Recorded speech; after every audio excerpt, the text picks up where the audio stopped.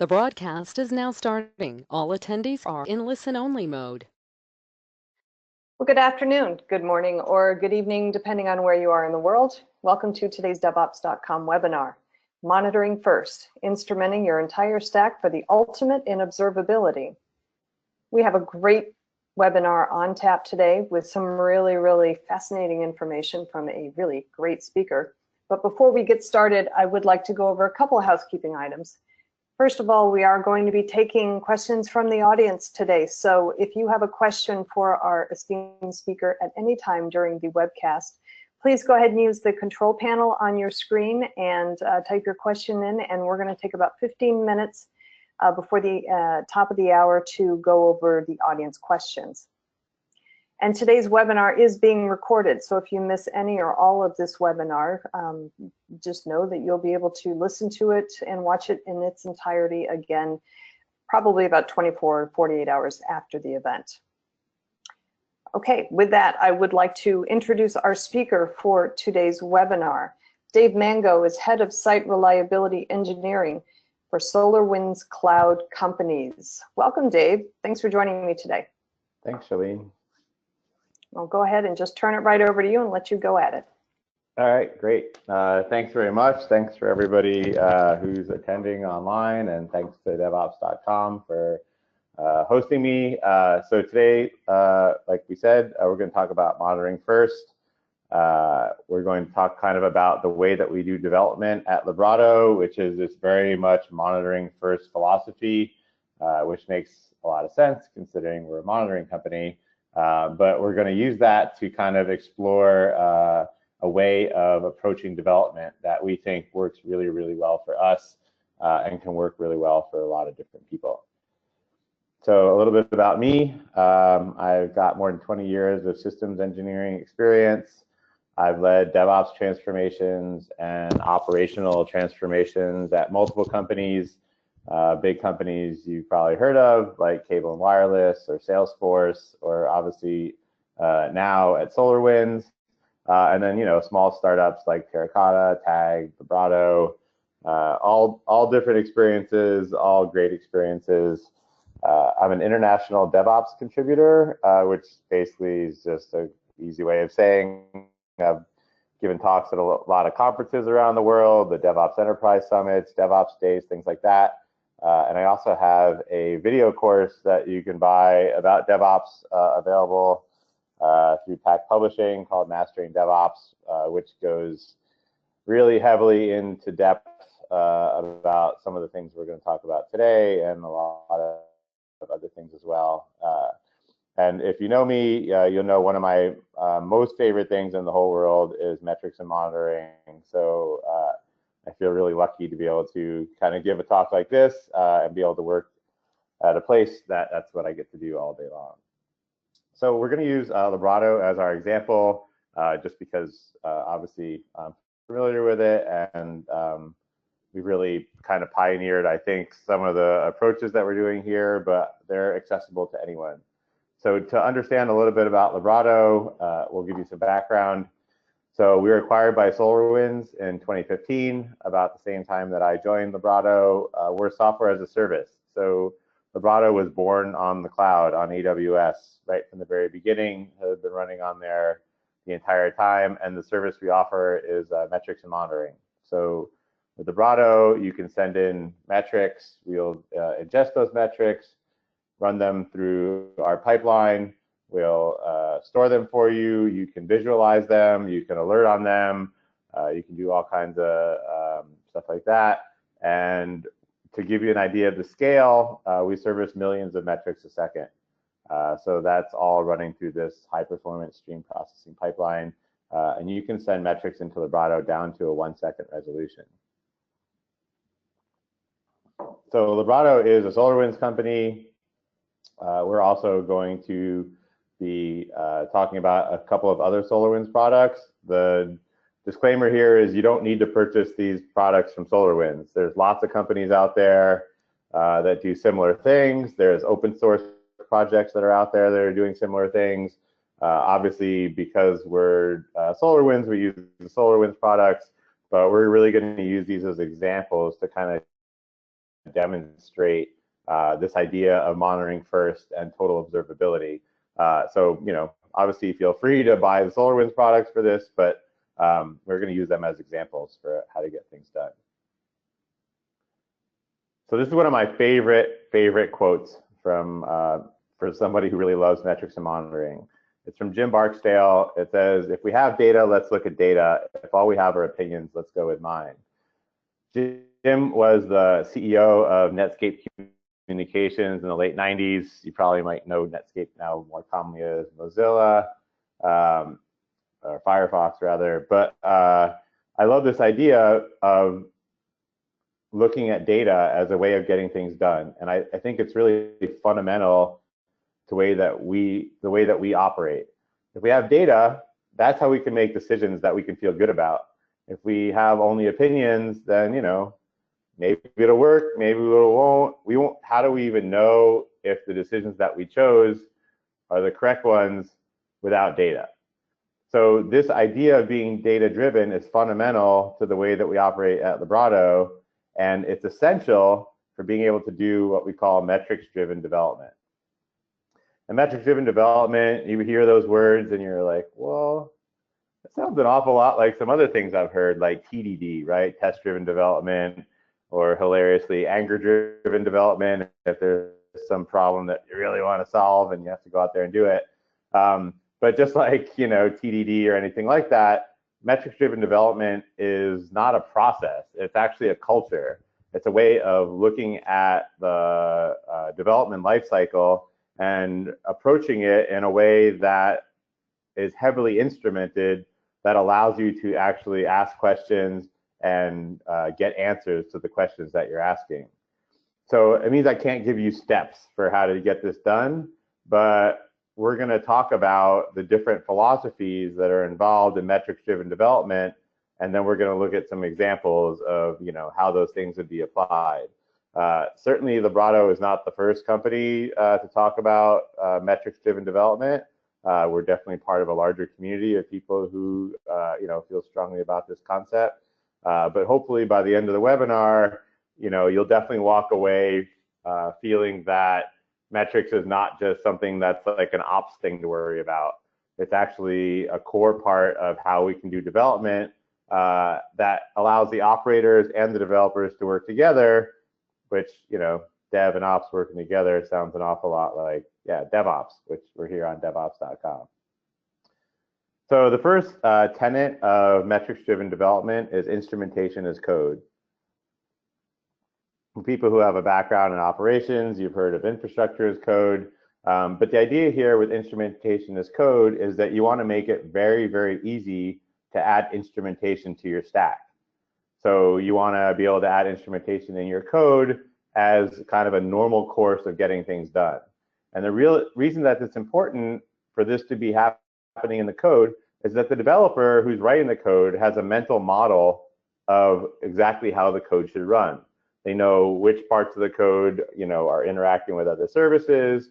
They know, maybe if we put memcached here in front of the database, we'll get better response time to our customers. They have an understanding, a systems view of kind of how things are done. And because they know like how best to see it, they're the ones who can best choose the places that the code should be instrumented. And systems metrics are not enough, right? Just being able to collect CPU utilization, maybe that's okay, maybe that's not. What does 20% CPU utilization mean in this case? Who knows? If our response times are terrible and we're only using 5% CPU, obviously CPU isn't the thing that we're supposed to be looking at. So when we do this idea of instrumentation as code, we get to apply the scientific method to the questions that we're asking. And this goes back to what we were saying earlier about being data-driven, right? We can come up with a hypothesis, we can instrument the code to test that hypothesis, we can collect the data, and we can come to a conclusion. And this allows us to continually iterate on our platform, on our code, on our entire system to make it better. The second principle that's important for metrics-driven development is this idea of having a single source of truth. And all the glass on the right is supposed to, give you a mnemonic for remembering, a single pane of glass, which is the, I guess, vendor, holy grail of something everybody tries to sell. But the important thing about this idea of a single source of truth or a single pane of glass is that we have to be able to correlate things that happen. So correlate a deployment with increased CPU utilization, or correlate, an outage with, horrible response time or things like that. And so the idea in metrics-driven development is we want to be able to try to keep as much things together as possible and allow for correlation between different things. So is it easy to correlate things all the time? No, but sometimes, you can see an event and you can see the result of the event and it becomes pretty obvious. And if I only have, say, my metrics in, say, RRD tool on a disk somewhere, it's really hard to correlate the metrics that are going into that RRD tool database with things that are happening in other places in the system. And so as we look at some of the examples later on, we should keep in mind that there are actually integrations that happen that go between all these different products that allow us to have this single source of truth or have this integration. And the places that they come together is the places that we actually have discovery. The third principle is the idea that developers curate visualizations and alerts. So we talked, when we're talking about instrumentation as code, how developers have this understanding of the system.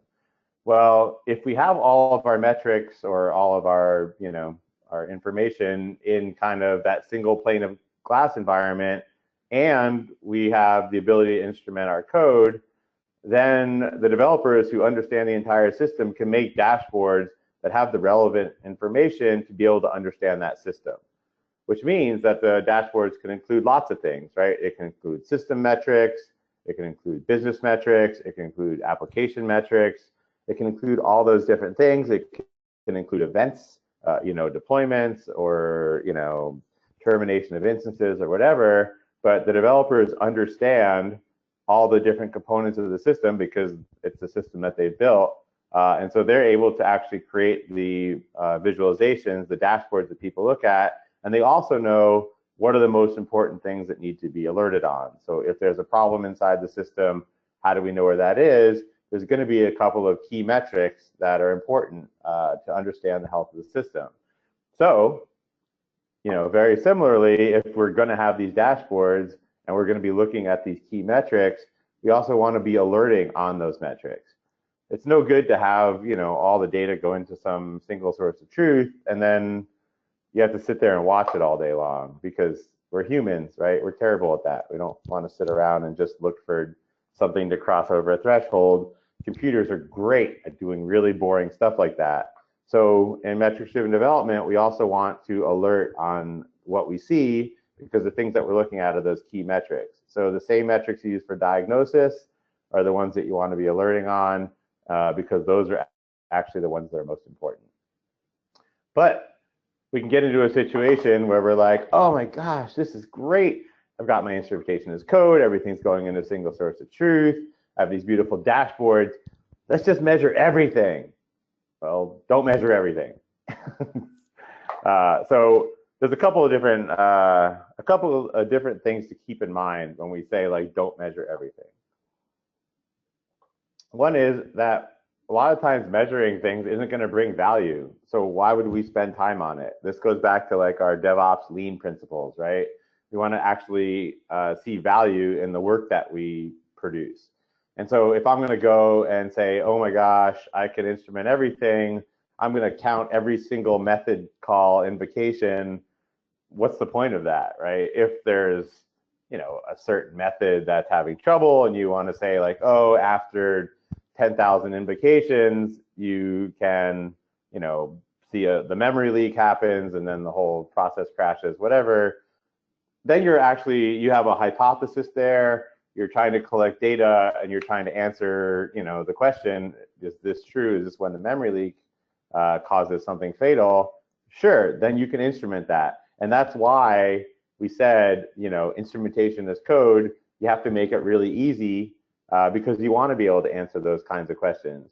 But instrumentation as code is still code, and there's overhead to maintaining code. So if we try to measure everything, we're probably not going to get a lot of value out of that. There are things that are really important to measure. For instance, checking external system SLAs is really important. So if my service is dependent on some external service, then I want to measure like what's happening with that external service. I can measure it maybe, from some external source, or I can measure it from my code or whatever. But I want to be able to understand that, I'm seeing a lot of latency on my site. Oh, well, that's dependent on this other site, and that site's actually the thing that's causing the latency. So I need to be able to account for that. That kind of measurement is really critical to be able to understand things that are happening with other systems. The thing about measuring everything is it's sort of the wrong way of looking at the problem, right? Security is not a checkbox that you just check off and say that we're done with it. It's something that we have to constantly iterate on. Developing code or developing our systems is the same thing, right? We don't get to a point where we say like, I've instrumented all my code, everything is done, I'm finished with it, I don't have to worry about it anymore. There's always going to be things that can be made more resilient, that can lower our MTTR, that can make the system faster, that can adjust for changes that happen in the environment. Working with code is a constant change kind of scenario, and so we have to be able to instrument our code and measure things that are important and have this understanding that that's a constant process that's going to continually go on. We don't want to say, I'm going to measure everything and then I'm finished. And no, presentation would be complete on DevOps.com without a quote from Deming. For people who are familiar with Deming, he said, just because you can measure everything doesn't mean that you should. And Deming wasn't even talking about code, right? Deming, obviously was, huge with Toyota production systems. And he was talking about, developing these systems. So even Deming recognized that you can't, just because you can measure everything doesn't mean that you should. And the last principle for metrics-driven development that's really important kind of to the philosophy is this idea of show me the graph, right? And this goes back, to the things that we talked about in the beginning, right? The Barksdale quote of like, if we have data, and the idea of being data-driven. We're engineers. We like to have clean, logical answers to everything if possible. Sometimes obsessively too much in that direction. But we want our decisions to be based on data.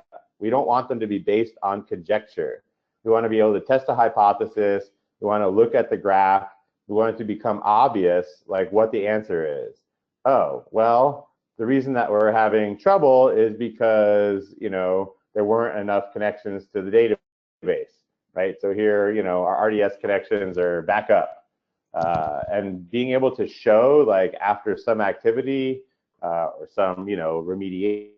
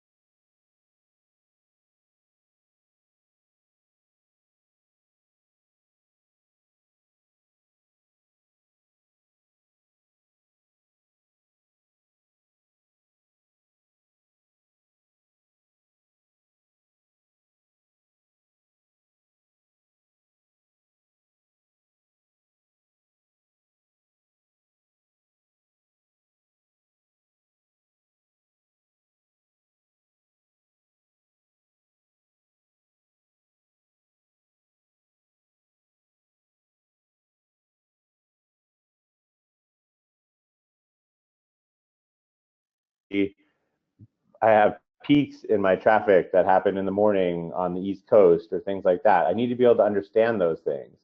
What are the mins or maxes or standard deviations of latency, right? How do I know if that external service that we talked about, instrumenting, how do I know if that thing's having a problem? So there's a lot more in-depth questions that we can ask that are kind of much more this overall view of the system, that are much more understanding the different layers and the different depths of things that happen in the system. And just asking if Port 80 is listening, maybe that's not the right question anymore. Maybe the developers and the operators, have to look at some of these questions we have on the bottom and try to figure out what characterizes a really good operation of the system. But isn't that just DevOps? Yes, absolutely. That is DevOps, right? That is all these tools being used together by different technical teams, working together to deliver a product, to trying to deliver the best product that we can for our customers, and always trying to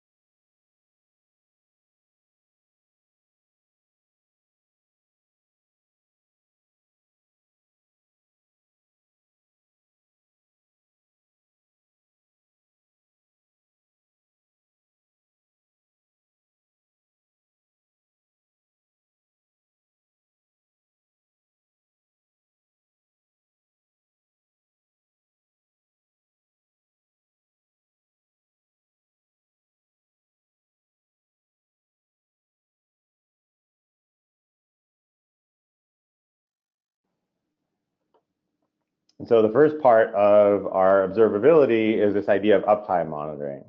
And so we use Pingdom for uptime monitoring.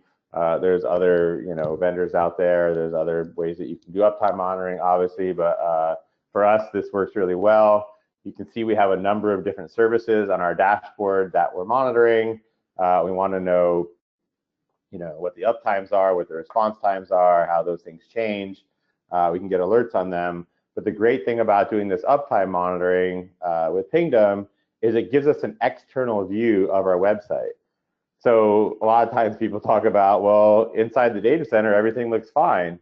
That's great. If your customers can't get to you and everything looks fine inside the data center, then what kind of a product do you have? Who cares? And so being able to do this external monitoring can tell us, does everything look fine from South America? Does everything look fine from Europe? Does everything look fine from here or there? What are the different characteristics of the different services and how they're behaving? So this is the very top of the observability stack for us, is Pingdom's kind of external view of our system.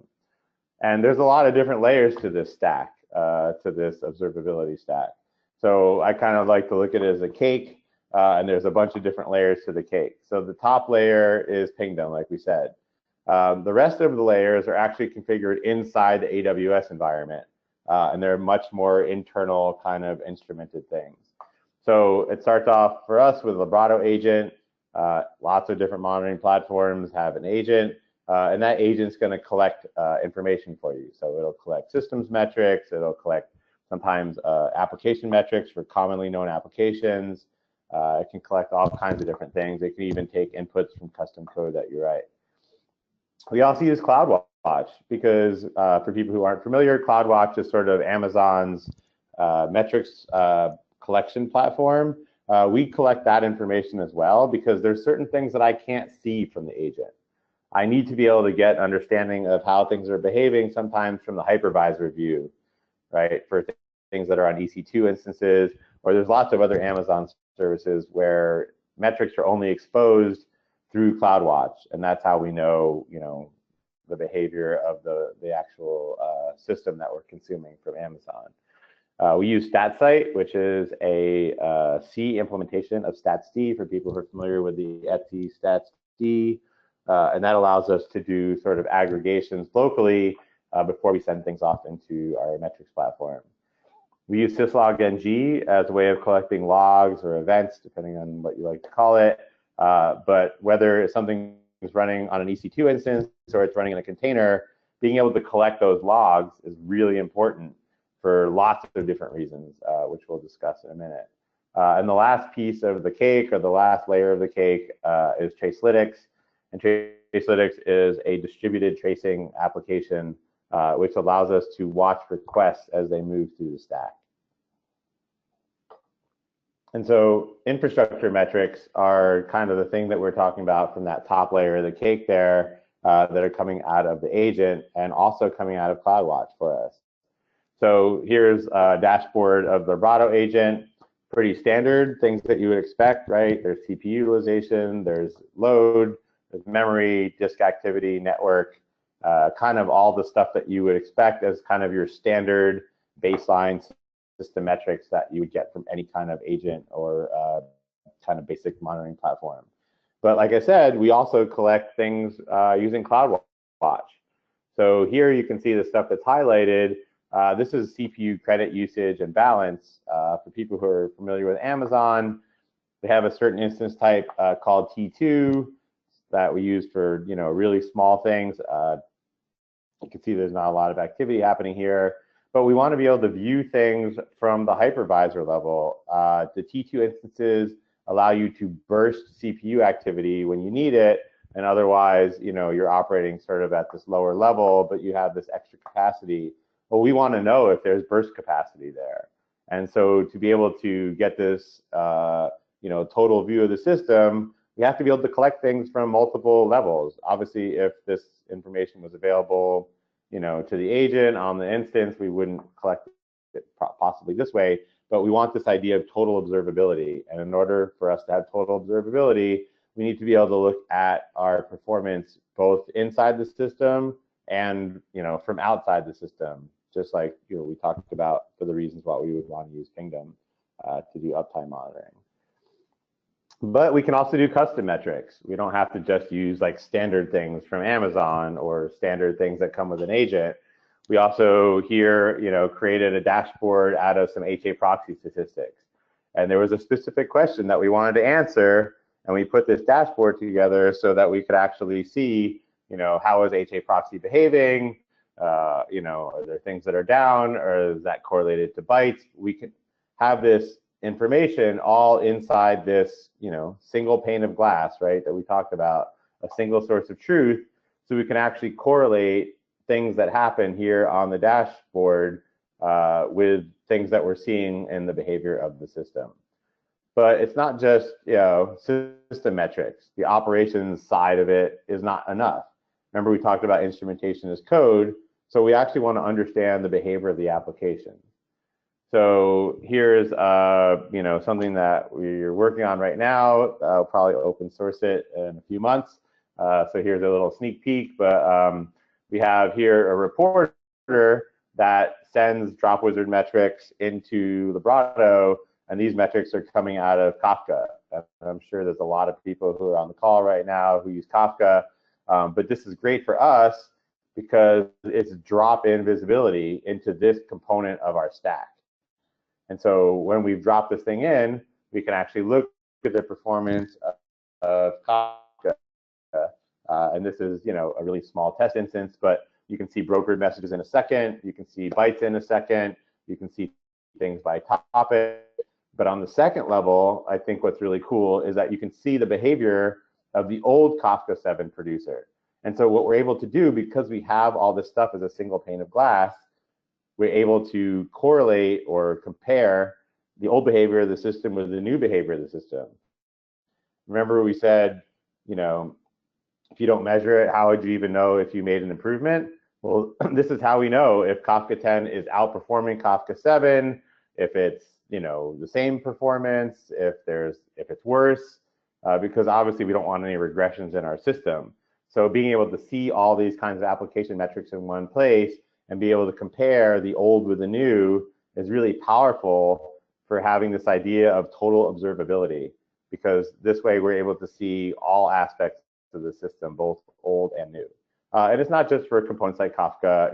We use a lot of Cassandra here. We like to see, metrics about Cassandra.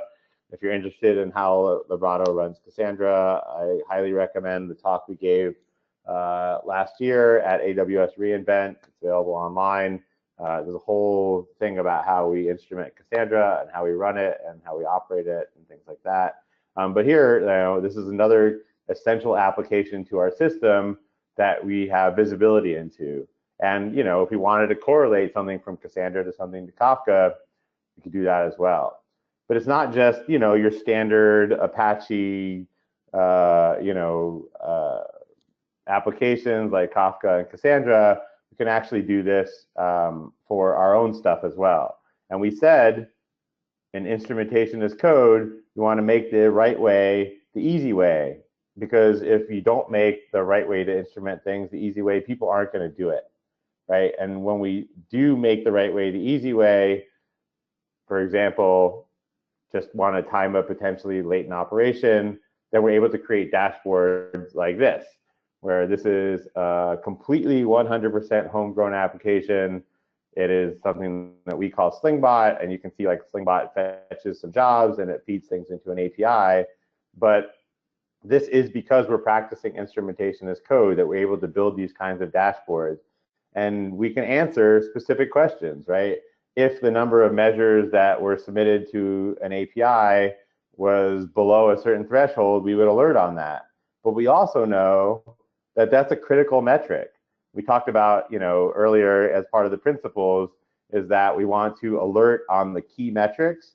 Well, the developer who created the SwingBot dashboard knows that these are the key metrics, and these are the things that we actually alert on.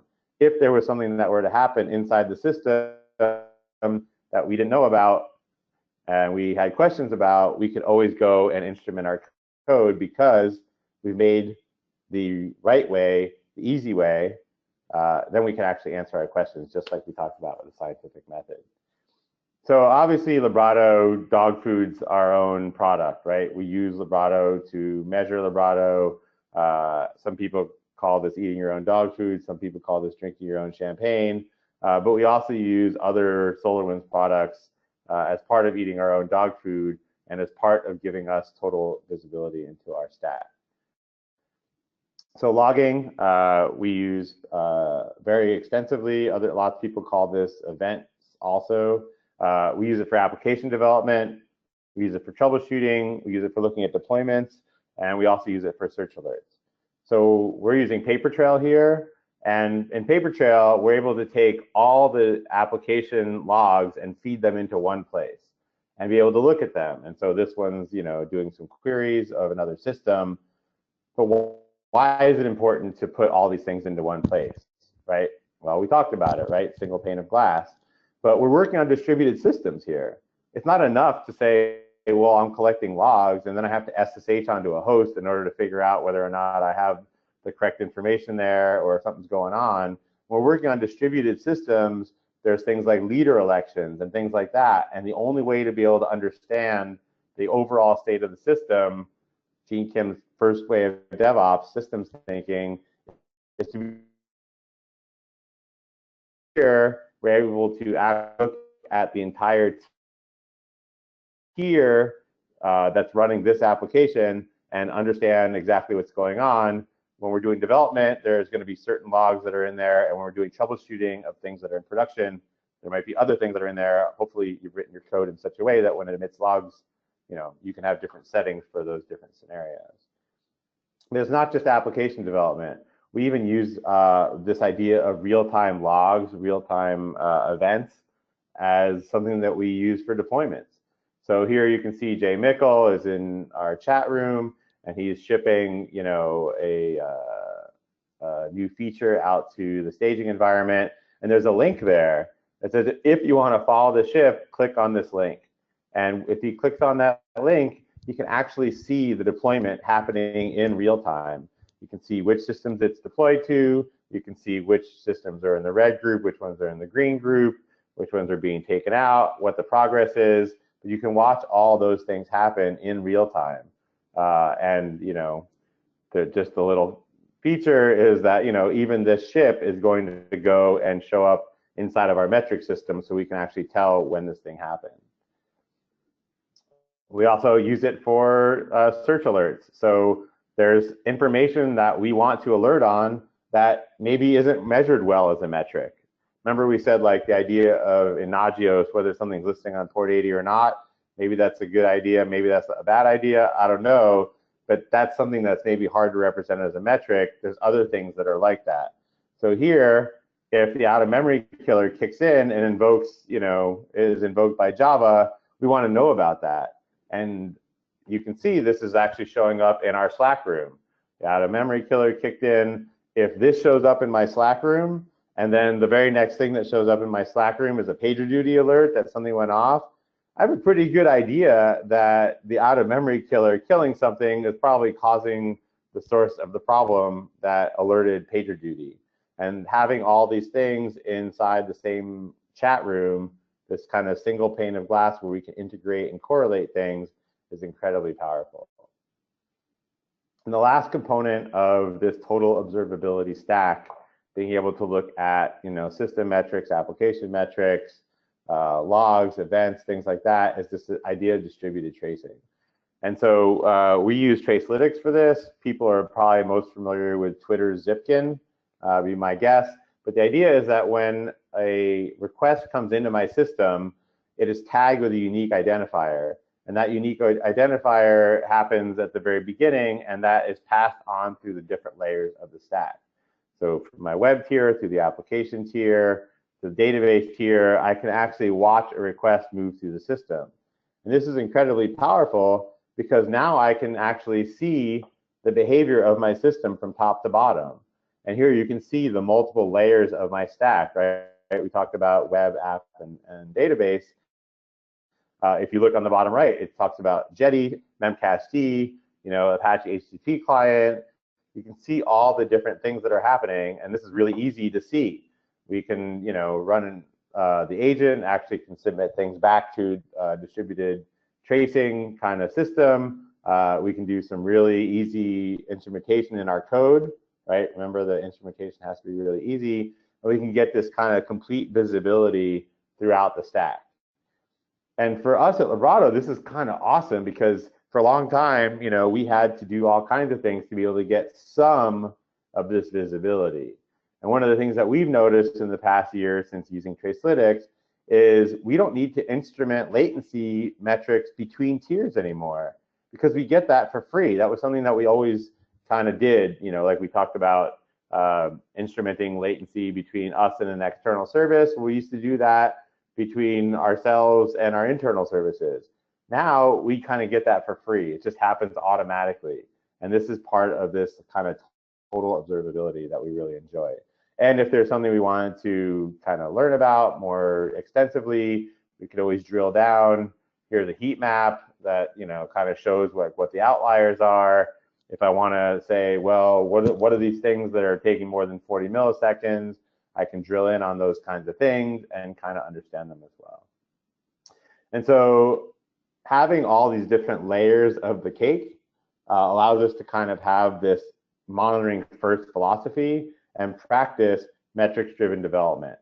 So we have distributed tracing, like we just covered. We have logging, we covered before that. We have uptime things from Pingdom, and we have metrics from Liberado.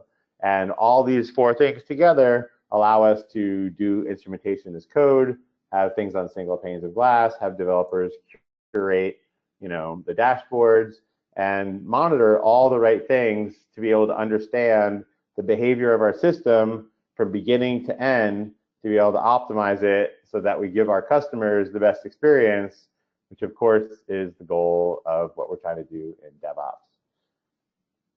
So if you're curious about any of the products that we showed up here, you could go to solarwinds.com cloud monitoring and check those out.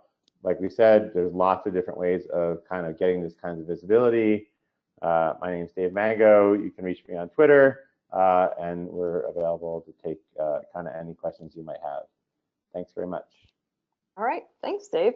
What an interesting product. I just love the single pane of glass management of technologies like this. It seems to be so much more helpful than having to, switch from system to system to system. So, okay, so let's go ahead and move into audience questions now. And as I said at the top of the hour, if you have a question for Dave anytime, please feel free to submit your question using the control panel. We've gotten a couple of great questions in so far, but we certainly would welcome more of them. So don't wait, go ahead and get your question in anytime. Okay, the first question is, when you said don't monitor everything, what are the key mistakes that you see DevOps teams make with monitoring the right metrics?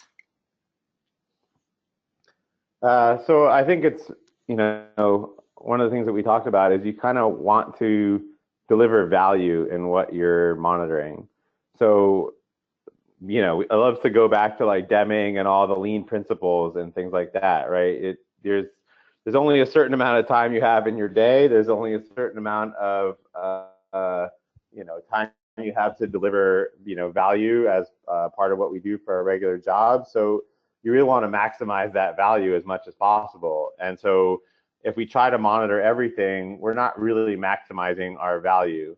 Just like when we look at our Kanban board in DevOps and we want to pick the things that we're going to work on, we know that there's no way we're going to do every single thing that we could ever think of and throw on our Kanban board. That's hopeless. So, and similarly, we don't want to just pick every possible thing that we could ever monitor and do that. So the things that I've seen, people make mistakes with is sort of monitoring things that aren't likely to have any kind of impact on the system. So there's, an expectation perhaps that, the disk subsystems are going to work well.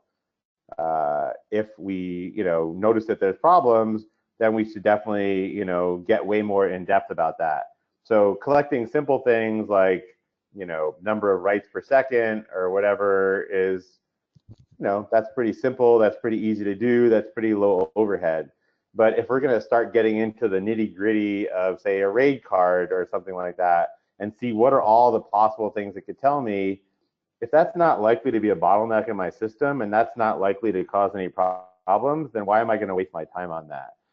And I think a lot of times when we look at a new system or a new piece of technology, we kind of tend to have this thing like, I want to press all the buttons, I want to turn all the knobs, see what all the things can do. And I think the important thing is to kind of analyze these new systems that we're looking at and try to pick out the things that are the most critical and start with those. And then if we want to delve into things and deep dive into things more as it becomes necessary to understand those things, then that's a good idea.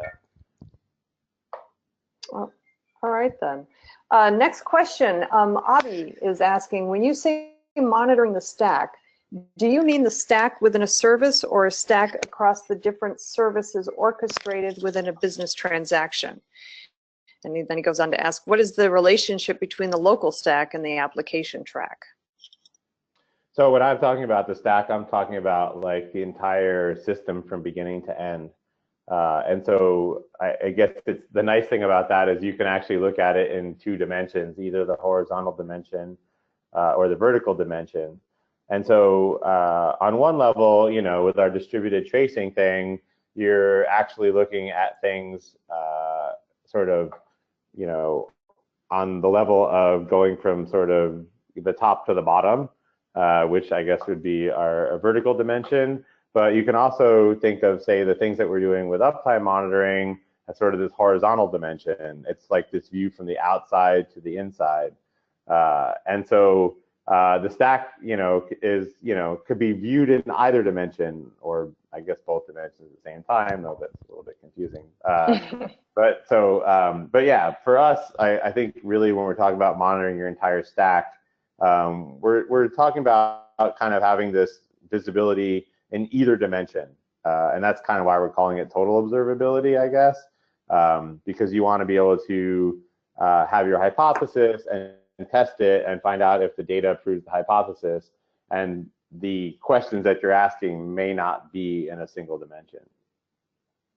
Okay, sounds a little like Doctor Who or something.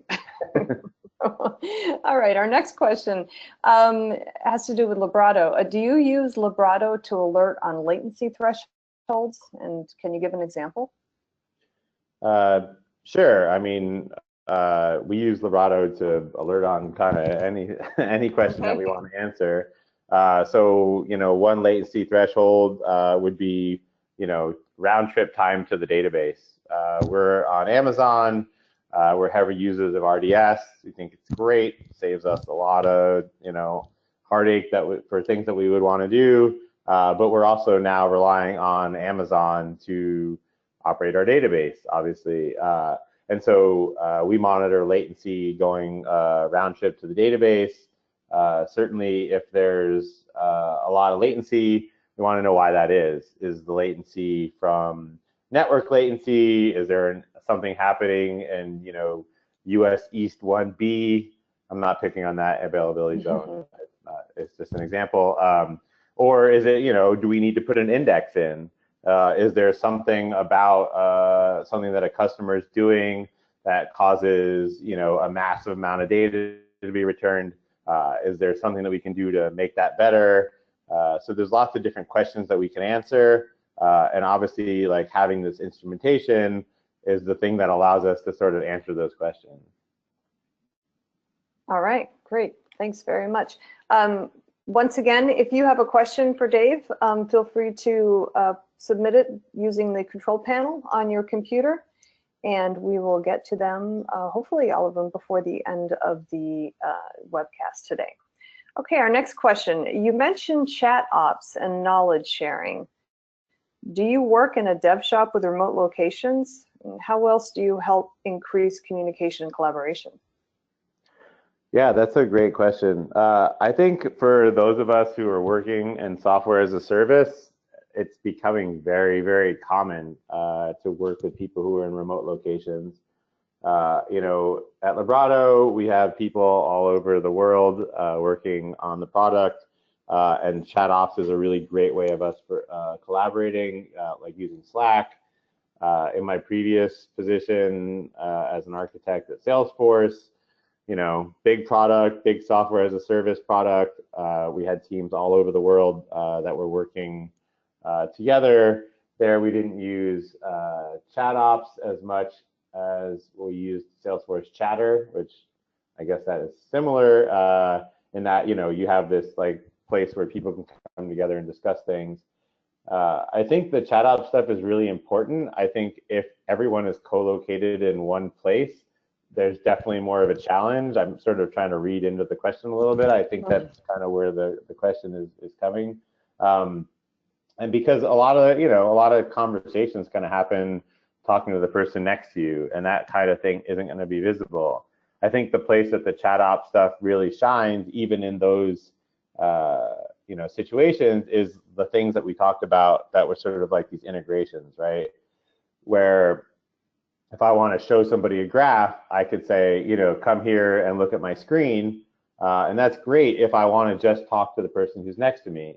But if I'm an SRE and I'm just talking to the person next to me, I'm saying, here, check this out, that sort of loses a lot of the things that are great about DevOps, right? Because I'm losing the idea that maybe a developer who's sitting on the other side of the office would be like, hey, why are you guys looking at that latency? Yeah, because I've noticed some things, that also I think are related to that. And you're kind of missing out on those things if you don't have this sharing platform. For people who are familiar with Damon Edwards and John Willis's CAMS model of DevOps, right? The S is sharing, and I think that ChatOps is really fantastic for a really mature DevOps practicing organization because it allows that kind of sharing to happen. So how to prioritize that? It's a really good question. I think similar to like this idea of instrumentation as code, and we say make the easy way the right way. I think it's important to make the ability to collaborate and share kind of all these logs, metrics, graphs, things like that inside the ChatOps platform. I think that really encourages people to use it to be able to collaborate. All right, great. Our next question is from Yuri, who asks, the tracing solution seems a bit standalone. How is it integrated with the rest of the monitoring stack? Well, I guess there could be kind of two levels there. Like, so, I was just using Tracelytx as an example. Obviously, there's Zipkin, there's Google wrote the Dapper white paper. There's a lot of different solutions out there for that. For us, like we have integrations between the tracing and Tracelytx and kind of other systems. There's some things I can't even talk about that we're doing that's going to be pretty awesome in that regard. But like I said, there's those latency metrics that we don't have to collect anymore as part of Liberado, which I personally think is like super cool. But yeah, there's certainly some integrations with that right now, and there's probably going to be a lot more to come. Okay, great. Our next question is from Avi. He says, SolarWinds seems great, but I have two questions. Number one, it seems very manual. Does it have any automation in what we've seen today? And apparently he's waiting to send in his second question. But the first one is automation. Right. So I guess there's a couple of different ways of kind of looking at that. Certainly, the manual parts are really kind of looking at things and maybe, instrumenting stuff, but there's a lot of things that are really not very difficult. Like, for instance, I'll give two examples. One is like, I talked about how we use syslog-ng. Well, our syslog-ng is all managed by SaltStack at Liberado. You define a couple of lines of YAML and say, like, what are the things that you want to send into Papertrail, and then boom, like all that stuff just happens completely automated. Everything just shows up. It's really trivial. The developers love it because whenever they want to monitor something new, they don't have to learn SaltStack. They don't have to understand configuration management. They don't have to do any of that, because for them, they define a configuration file and then everything is automated from that point forward, which is really nice. Another example would be for Liberado, our CloudWatch metrics integration. If you want the CloudWatch metrics to be collected and put into your Liberado account, you basically give us permission to collect CloudWatch metrics for you, and then like literally seconds or minutes later, you can actually start seeing CloudWatch metrics inside your Liberado dashboards, and that's 100% automated at that point. You don't have to do anything. We collect millions of CloudWatch metrics for our customers. We have a very strong relationship with the CloudWatch team at AWS. But yeah, all that kind of stuff can definitely be automated. Great, excellent. And so Avi came through with the second question, which is, what's the overhead in terms of people, as far as you know, for such a tool? Not really sure what. I don't really understand the question. He's probably talking about how many people it probably takes to effectively use this particular technology. Can one person do it all, or do you need different teams? Or right, that's a great question. It kind of goes back to some of the stuff that I was saying in the beginning with the disclaimer, like you don't have to buy all this stuff from SolarWinds. There's a kind of a big question of like build versus buy, right? Like, people are like, well, why would I use Papertrail? I could just set up an Elk stack. Or why would I use, Liberado? I can set up Graphite. And, those are certainly options. But one of the nice things about these monitoring as a service products is that it doesn't take a lot of people to be able to be effective using these, because you don't have to set up and maintain the entire system yourself. That's what you're paying for, right? That's the value proposition of monitoring as a service. So I think we found that, very, very small,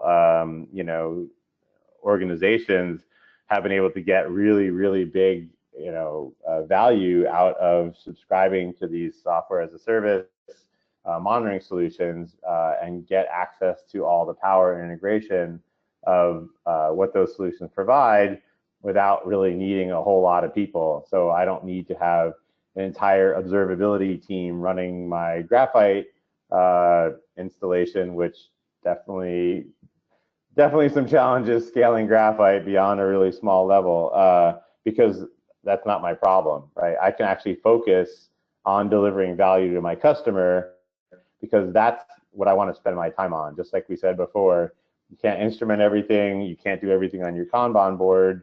There's only so much time in the day. We got to maximize that time. And so if I don't have to spend time running a monitoring platform and I can spend time delivering value to my customers, that's great. That's a great lean principle for anyone that's read like The Lean Startup by Eric Ries and things like that. Okay, great. Okay, let's see, time check. We're about 3 minutes to the top of the hour. I think we have time for one more question. Abby sent in another one. Does Tracelytx require code changes to measure business transactions tracing, or can it figure out business transactions without coding? So it can't figure, I guess it really depends on exactly the code and exactly what we're trying to measure. But certainly there's no magic there. For instance, there's a Python library that you include if you want to do tracing, and you can use that library to instrument kind of any transaction you want.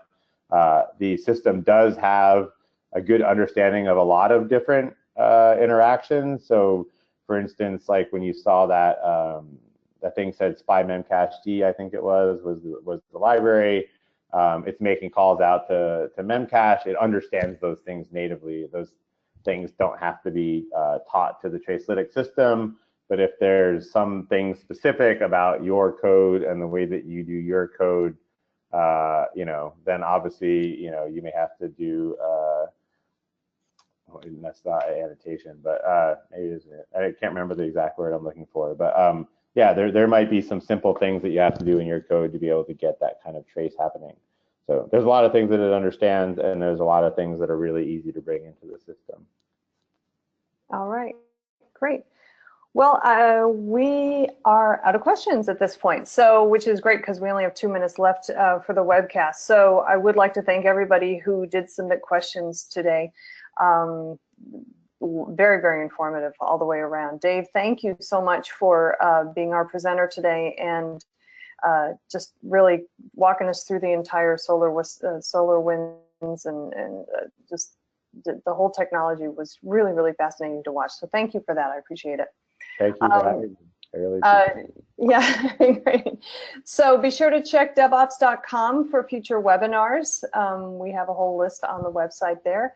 And as I said before, that this webinar is being recorded, so there will be a replay available on the DevOps.com website, hopefully within 24 hours or so, or maybe an extra day. We're not quite sure.